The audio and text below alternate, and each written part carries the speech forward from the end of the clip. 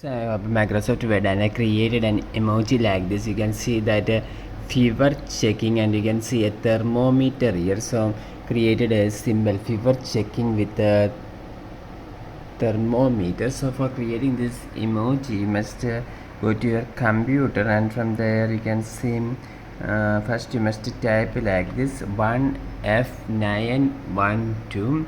So you must type here 1F912.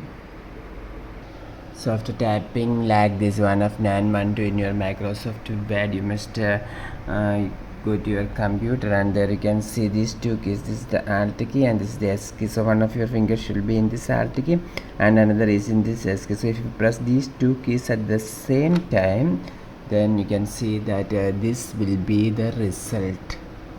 So we can create a fever checking with thermometers. This emoji we can create it by this method. So I'll repeat once again. You must type like this 1F912 in your must word in your computer, and after that you must press these two keys at the same time for creating a symbol like this.